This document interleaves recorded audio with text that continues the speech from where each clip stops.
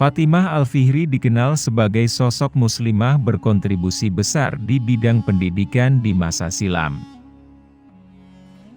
Ia merupakan pendiri Madrasah Al-Qarawiyyin atau Universitas Al-Qarawiyyin yang diklaim sebagai salah satu universitas tertua di dunia. Berikut ini biografi Fatimah Al-Fihri serta kontribusinya sebagai pendiri universitas tertua, Al-Qarawiyyin yang terletak di Fes, Maroko. Madrasah Al-Qarawiyyin didirikan pada Ramadan 245 Hijriah atau 859 Masehi oleh Fatimah dan adiknya, Maryam Al-Fihri.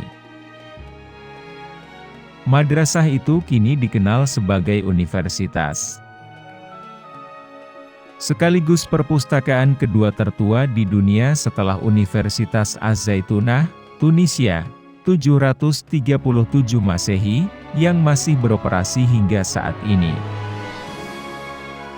Kedua wanita ini memiliki perhatian besar pada ilmu pengetahuan dan berkontribusi penting pada peradaban di masa itu. Terkhusus mengenai perkembangan pengetahuan di kalangan mazhab Maliki. Hingga sekarang, perpustakaan Universitas Al-Qarawiyyin menyimpan banyak teks original hukum Islam dari mazhab Maliki. Fatimah Al-Fihri lahir pada 800 Masehi di Kairouan, Tunisia. Ia adalah anak perempuan Abdullah Muhammad Al-Fihri, yang kesohor sebagai salah satu pedagang kaya yang berhijrah dari Kairouan, Tunisia, kemudian ke Fes, Maroko di waktu Raja Idris II berkuasa. Suami Fatimah merupakan orang kaya yang berkelapangan harta. Ketika suaminya meninggal, Fatimah mendapat warisan yang berlimpah ruah. Demikian pula harta dari ayahnya yang turut diwarisi oleh Fatimah dan Maryam Al-Fihri. Akan tetapi, Fatimah Al-Fihri lebih memilih mewakafkan harta yang ia miliki demi kepentingan umat dan mendirikan Masjid Al-Qarawiyyin. Selain itu, ia juga membangun masjid lain bernama Al-Andalus di kawasan lainnya yang membutuhkan tempat ibadah.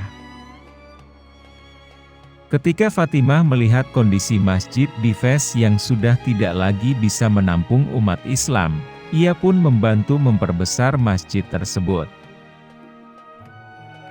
Di sisi lain, kecintaan Fatimah terhadap ilmu pengetahuan membuatnya berpikir untuk menggabungkan madrasah dan masjid. Tujuannya, agar umat tidak hanya sekedar beribadah, namun madrasah untuk menuntut ilmu. Fatimah kemudian mewujudkan impiannya tersebut dengan membeli sebidang tanah yang luas. Kemudian ia mendirikan masjid sekaligus madrasah untuk kaum muslim belajar dan beribadah. Selama proses pembangunan tempat ibadah dan madrasah, Fatimah bernazar untuk berpuasa hingga proses pembangunannya selesai. Ia berharap berkah akan menyertai tempat yang sedang dibangun tersebut. Fes, kota tempat Madrasah Al-Qarawiyyin dibangun merupakan kota kedua terbesar di Maroko. Kota ini dianggap Mekah dari barat dan Athena dari Afrika, karena banyaknya situs bersejarah yang ada di sana. Karena itulah, UNESCO mencatat kota Fes sebagai salah satu situs pusaka dunia. Universitas Al-Qarawiyyin adalah kampus tertua kedua di dunia, yang menjadi lembaga pendidikan pertama dengan sistem pendidikan yang menggabungkan elemen kebudayaan, agama, sains, dan pengetahuan umum. Universitas ini tidak hanya menerima mahasiswa dari kalangan Muslim, melainkan juga dari berbagai agama dan keyakinan. Paus Sylvester II, 946-1003, disebut pernah belajar di Al-Qarawiyyin semasa mudanya. Demikian menurut Dr. Corisande Van Wyk, profesor yang fokus pada sejarah Mediterania dan abad pertengahan. Paus Sylvester II menyukai ilmu bahasa Arab, serta mengembangkan minat di bidang matematika dan ilmu astronomi. Tokoh Barat lain yang pernah belajar di Universitas Al-Qarawiyyin adalah Nicholas Kleinaerts, 1495-1542. Kleinaerts merupakan seorang Yahudi yang belajar bahasa Arab untuk memahami Al-Quran selama 15 bulan. Selain itu, ada pula Jacobus Golius 1596-1667, seorang orientalis dari Universitas Leiden yang juga mempelajari bahasa Arab dan matematika. Golius ternyata pernah menjadi guru matematika dari filsuf ternama, René Descartes 1596-1650. Masih banyak tokoh-tokoh lain yang pernah belajar di universitas tersebut.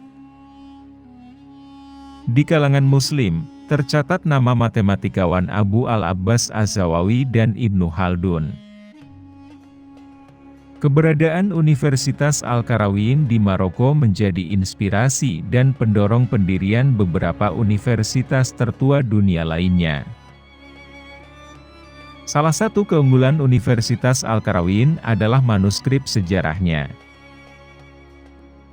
Jumlah koleksi buku di perpustakaan universitas tersebut tercatat lebih dari 4.000 buku langka yang bisa terlacak hingga tahun terbit pada abad ke-9. Di antara manuskrip langka yang tersimpan di Universitas Al-Qarawiyyin adalah Al-Muwatta, kitab rujukan utama mazhab Maliki yang ditulis sendiri oleh Imam Malik pada permukaan kulit gazel, hewan sejenis antelop kecil. Ada juga manuskrip Al-Quran dari tahun 1602 pemberian Sultan Ahmad Al-Mansur Al-Dahabi, sampai dengan salinan asli kitab Ibnu Khaldun. Kitab Al-Ibar yang disebut sebagai koleksi berharga di perpustakaan universitas tertua tersebut.